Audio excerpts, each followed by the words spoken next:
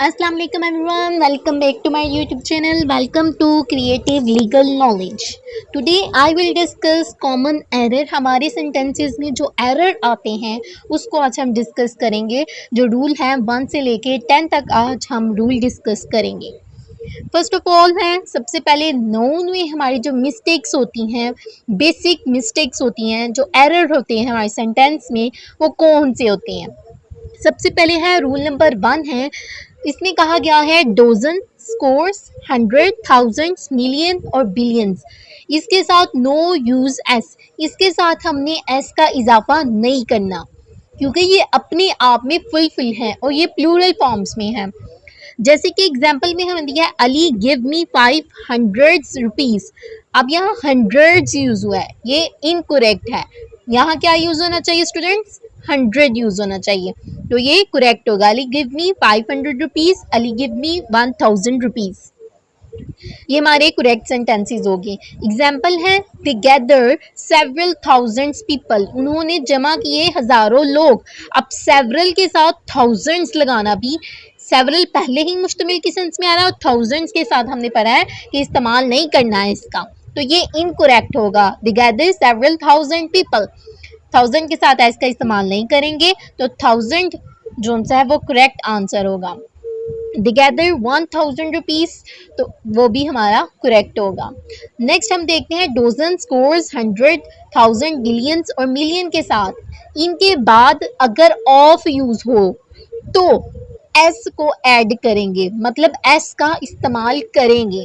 For example देखिए, she earns $100 a week. अब 100 के साथ एस इस्तेमाल नहीं किया गया और आगे क्या है? ऑफ है. तो जहां भी ऑफ होगा और जहां भी 100,000 मिलियंस डॉलर्स में आएगा तो इसके साथ एस का इस्तेमाल करेंगे. नेक्स्ट देखिए, इसका जो करेक्ट है, she earns $100s a week. 100 के साथ एस आ गया, ये करेक्ट होगा. She has saved millions of people, ये भी करेक्ट होगा. His hand laid dozens of egg daily, dozens के साथ आगे एफ है तो हम एस का इस्तेमाल करेंगे. नेक्स्ट है रूल नंबर 2. रूल नंबर 2 में हम क्या डिस्कस करेंगे? फिश के साथ हमने इस्तेमाल नहीं करता, नो यूज़ एस या ई एस. फिश अपने अंदर ही एक जमा की फॉर्म है, तो इसके साथ एस या ई एस का इस्तेमाल नहीं करेंगे. फॉर एग्जाम्पल के तौर पे he catch 1 fish in the river, उसने एक मछली पकड़ी रिवर में से, ये बिल्कुल करेक्ट है. इसके साथ एस या ई एस का इस्तेमाल नहीं करेंगे. He catch 3 fishes in the river, उसने 3 मछलियाँ पकड़ी दरिया में से, तो ये भी एक करेक्ट होगा. लेकिन अगर मुख्तलिफ इकसाम की फिशेस की बात हो तो इस्तेमाल फिशेस इस्तेमाल हो सकता है. अगर मुख्तलिफ टाइप्स की या काइंड्स की फिशेस के बारे में डिस्कस किया जाए तो उसके साथ फिशेस एस या ई एस जो है उसके साथ लग सकता है. He has made a research on fishes of the Indian sea, उन्होंने रिसर्च किया, तहकीक कर रहे थे फिशेस के ऊपर. इंडियन सी के अंदर एक तरह की फिश तो नहीं होगी, डिफरेंट तरह की फिशेस होगी, तो इसके साथ क्या लगेगा? ई एस लगेगा. रूल नंबर 3 हमारे पास क्या है कि डियर और शिप की वाहद जमा शक्ल एक ही है. डियर और शिप वाहद में भी एक है और जमा में भी एक है. इसकी एग्जाम्पल देखें, आई सा 3 शिप ग्रेजिंग, मैंने 3 शिप देखी, तो ये भी बिल्कुल करेक्ट है. She bought a ship yesterday, उसने एक शिप खरीदी यस्टरडे को, तो ये भी करेक्ट है. तो इसके साथ एस या ई एस का इजाफा नहीं करेंगे, ये खुद में ही जमा है.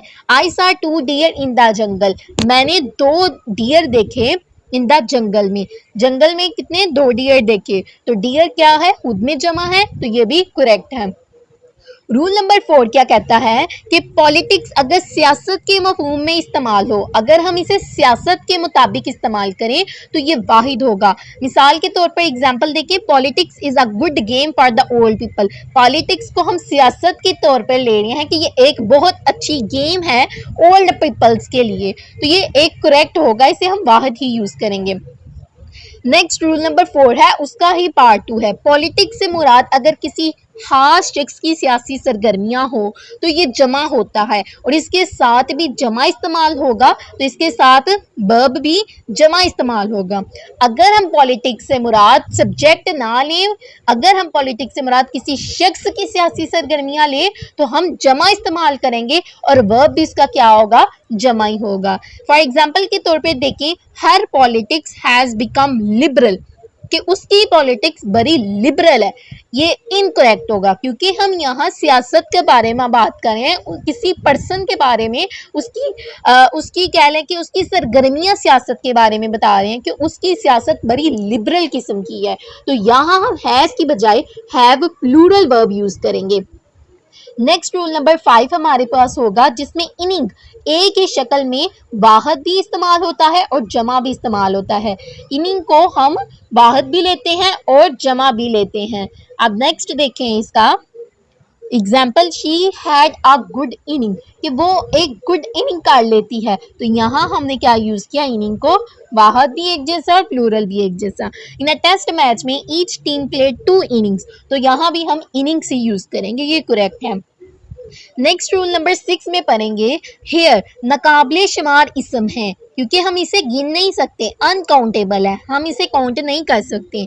इससे जब सर के पूरे बाल मुराद लिए जाएं तो हमेशा ये नकाबले शुमार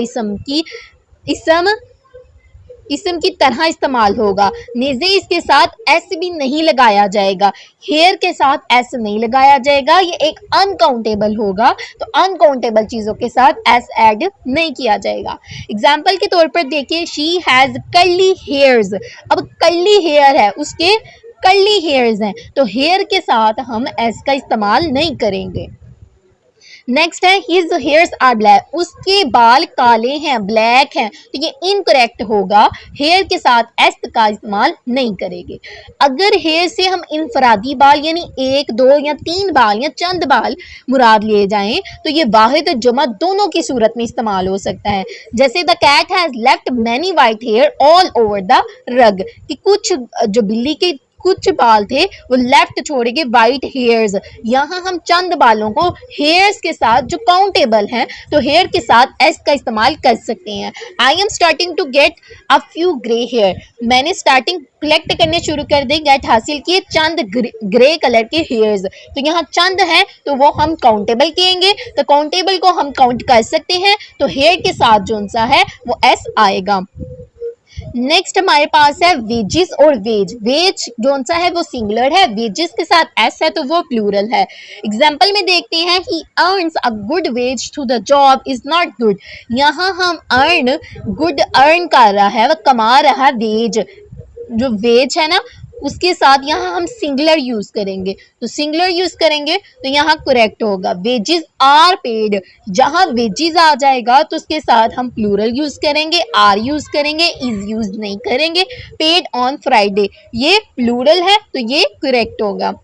आगे मुहावरे के तौर पर आता है the wages of sin is hell, इसके साथ इज ही यूज करेंगे क्योंकि ये हमारा मुहावरा है।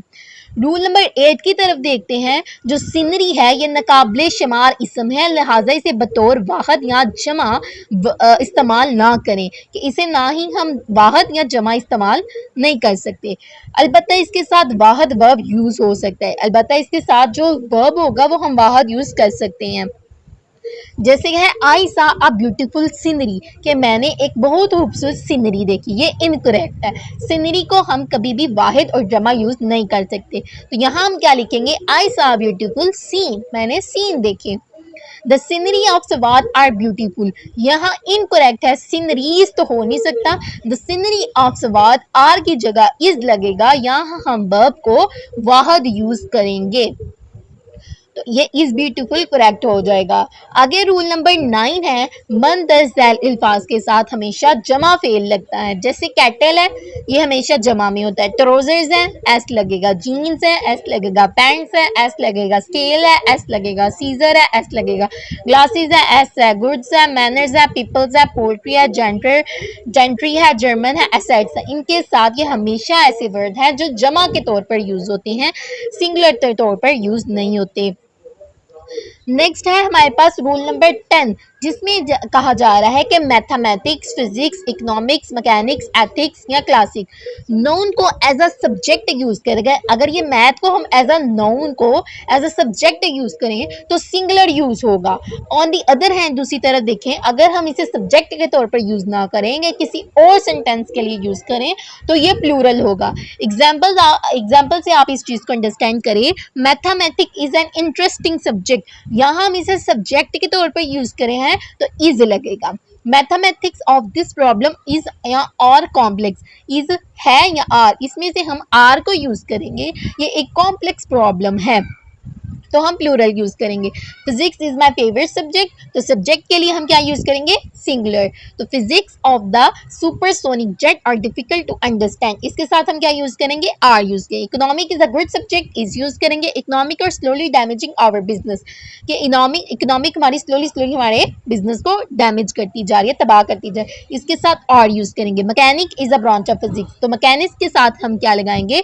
ये एक सब्जेक्ट के तौर पर यूज करें हम इसको तो इज लगेगा। Mechanics are football are learn with practice, are लगेगा यहाँ, तो इसे हम एज अ प्लूरल यूज करते हैं। एथिक्स एथिक्स एक सब्जेक्ट डील करता है अखलाकियात के असूलों को। स्टार्ट इन गुड इंस्टीट्यूशन, तो ये हमें एक अच्छा इंस्टीट्यूशन प्रोवाइड किया, जिसके साथ हम एज अ सब्जेक्ट यूज करें हैं तो इज लगेगा। His business ethic moral principle have improved, यहाँ हैव इम्प्रूव्ड लिखा गया है, प्लूरल यूज किया गया क्योंकि हम इसे एज अ सब्जेक्ट नहीं यूज कर रहे हैं।